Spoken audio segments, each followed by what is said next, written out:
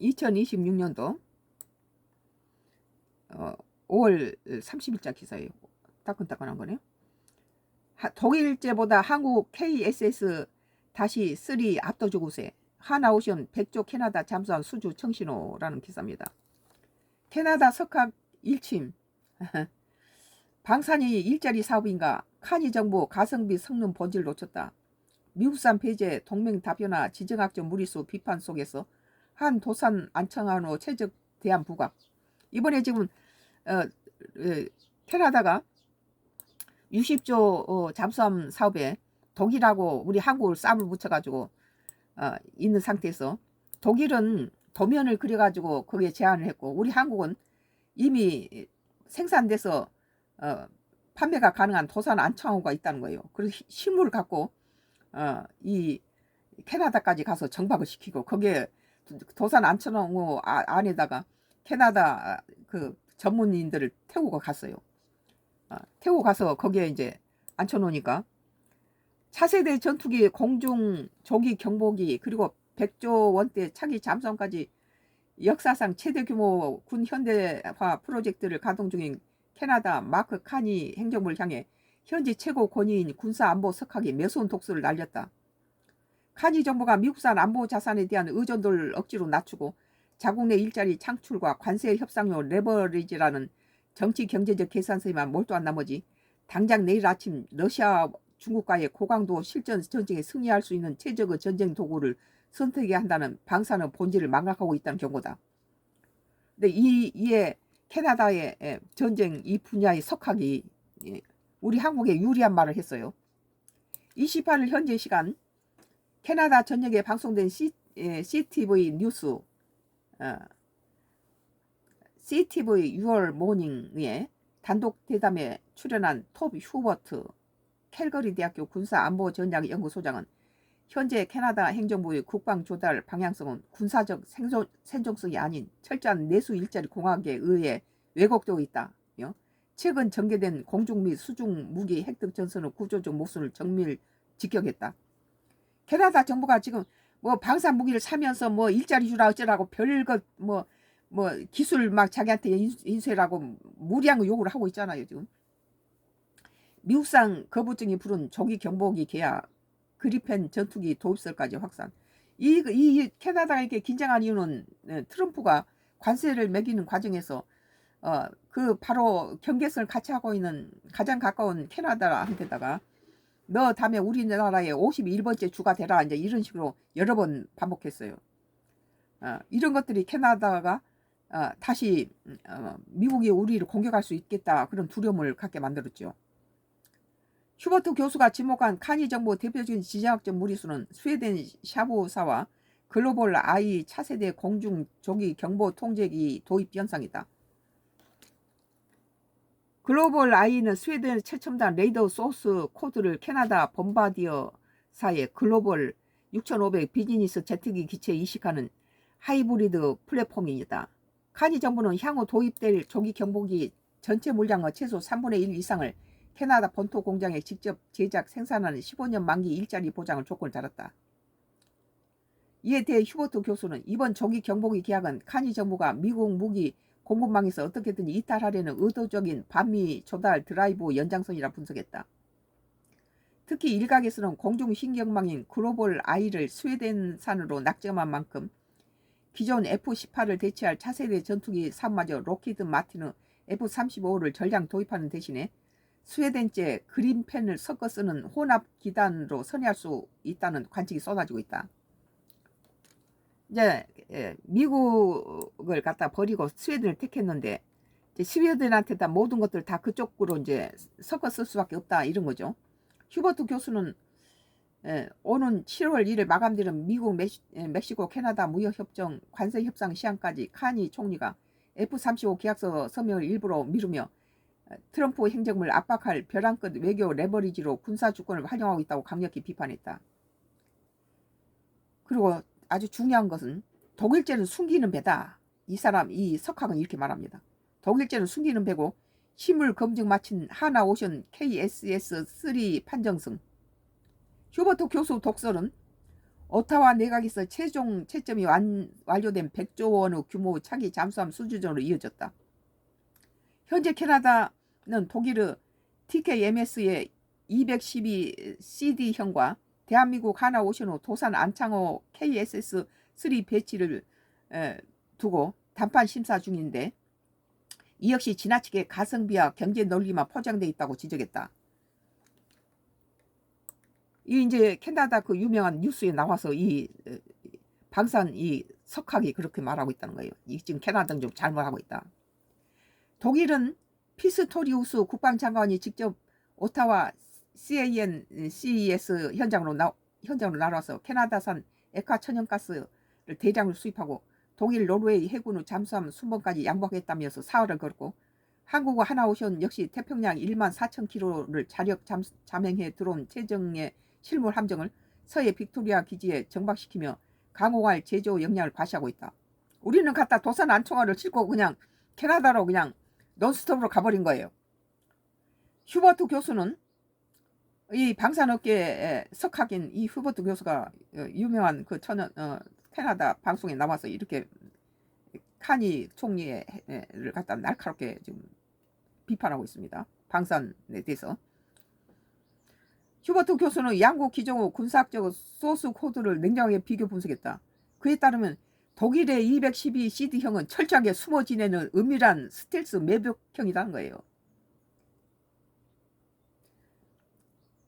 하이드 앤드 스텔스란 거예요. 하이드 앤드 스텔스. 예, 특화된 반면에 한국 KS-3는 대형 체급으로 바탕으로 강력한 무장을 다량 탑재하고, 독일의 그 은밀 스텔스 매복형은 이렇게 철저하게 숨어 지내는 잠수함이라는 거죠.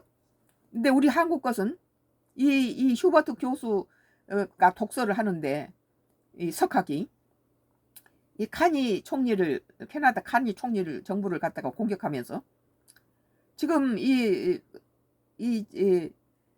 독일 것은 은밀하게 숨어서 매복해 숨어있는 잠수함이고, 한국 KSS-3는 대형 체급으로 바탕을 강력한 무장을 다량 탑재하고 있다. 무장 굉장히 다량으로 탑재하고 장거리 원정 작전 전개할 수 있는 강건하고 로버스트한 타격형 플랫폼이다. 이건 공격형이라는 거예요.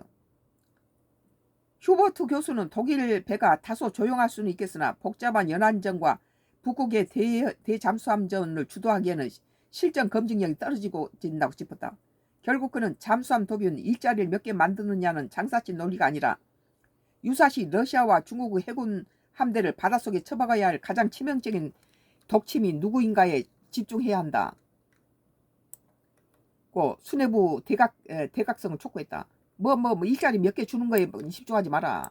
이거 러시아나 중국이 갖다가 만약에 공격했을 경우에 겹침해야 될 싸움이라는 거죠. 석학의 비판이 증명한 K방산의 독보적 실전전 생존성. 캐나다 최고 안보 석학인 롭 휴버트 교수가 던진 차가운 일침은 외견상 카니 정부적 국방 조달을 비판한 것이지만, 그 내막을 뜯어보면 대한민국 하나오션의 KSS-3 잠수함이 가진 태생적 우수성을 학술적으로 입증해준 독보적인 후광 효과다. 휴버트 교수 지적한 대로 독일의 21개 패밀리 잠수함들은 발트해나 지중해 같은 좁은 앞마당에 바다에 숨어 지내도록 설계된 연안용 방어용이라는 거예요. 연안 방어용 소형 기체의 연장선에 있다. 반면에 우리 하나오션의 도산 안창호는 북한의 SLBM 핵잠수함을 추적 경멸하기 위해서 대형 수직 발사관과 가공할 만한 정밀 타격 소스 코드를 통째로 내장하고 있다는 거예요. 그러니까 바닷속에서 위에 솟구쳐서 갖다 원하는 데다 때리는 거예요.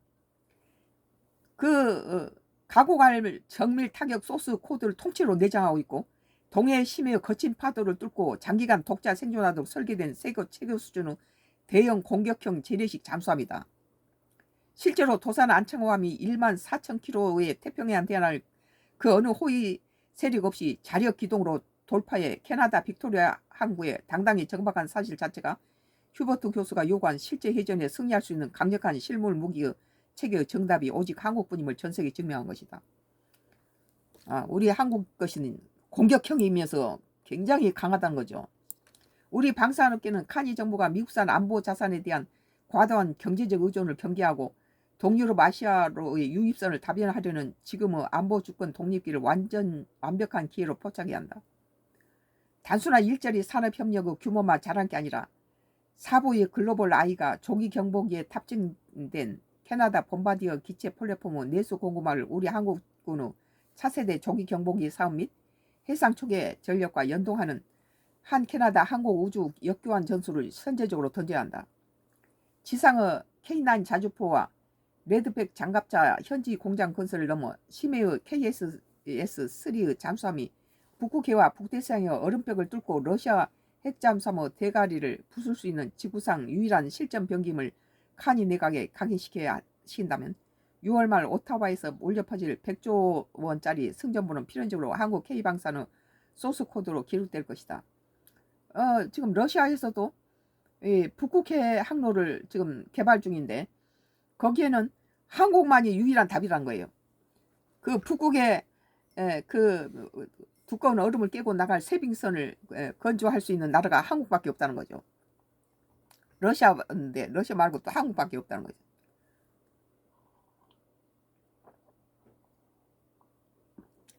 그래서 푸틴이 한국은 건들지 마라 이제 이런 식이 지금 되는 거예요. 우리는 그래서 우크라이나하고 러시아 전쟁에서도 내가 계속 말하잖아요. 우크라이나에다가 올인할 필요도 없고 우린 전쟁 끝나면 러시아도 우리 좋은 파트너고 러시아는 많은 미국은 우리나라에 대해서 여러 가지 정보를 제공하지 않아요. 왜냐하면은 남북이 만약 통일돼 버리면 이 자유체제 국가의 정보 기술이 북한을 넘어간다라고 우려를 했는데 안 줬는데 러시아는 뭐 인공위성이라든지 군사 이런 것들에서도 뭐 여러 가지 뭐 이렇게 우리나라한테 많이 전수해 줬어요. 우리나라하고 서로 딜을 해야 될 그런 부분에서 돈 대신에 그런 정보 기술을 주거나 그래서 우리가 독자 개발하긴 했지만 그거에 대해서 미국은 전혀 일본에 준 정도도 주지 않. 정보미 일본한테 주면서 우리 한국한테는 일본이 뭐 50% 70%까지 줬다면 우리나라는 30%도 안 줬다는 거예요. 그런데도 러시아는 우리한테다 그런 걸 제공했어요. 그래서 우리가 독자 개발을 했지만 그 인공위성을 올리는데도 오히려 동맹국인 미국보다도 5천년 역사에 우리와 같이 이웃에 살고 있는 러시아가 더 우리한테 많은 도움을 줬다. 그래서 러시아를 버리면 안 된다. 나는 뭐 윤석열 정부 때도 뭐 저기 북한이 무슨 뭐 우크라 러시아 전쟁에 침투했으니까 우리도 우크라를 도와야 된다라고 보낸다 했을 때 내가 그랬어요. 만약에 윤석열 정부가 우리 국민의 생명을 걸어놓고 거기에 전쟁 물자를 보낸거나 뭐 갖다 용병을 갖다가 우크라를 돕는다고 보내면은 지금처럼 돈을 차라리 주고 무슨 의료 장비를 주는 건 몰라도 거기에 무기를 주군다거나 우리 군대를 갖다 보내면은 내가 제일 먼저 윤석열 탄핵을 먼저 들고 일었을 거다. 우리 국민의 생명을 담보로 하지 마라. 나는 윤석열 정부 지지자예요. 그런데도 만약에 그렇게 되면은 우리 국민의 생명을 걸어놓고 왜 남은 나라 우크라하고 러시아 싸움에 우리가 거기서 북한이 거기 갔다고 우리가 가야 될 이유가 있냐. 이렇게 반대를 했던 거죠. Y기업 장회장 하수인들이 전부 뺐네요. 2명 남겨놓고 다 뺐어요. 오늘 글로벌 이코노미 2026년도 5월 30일자 독일제보다 한국 KSS-3 압도적 우세 하나오션 100조 캐나다 잠수함 수주 청신호라는 기사였습니다.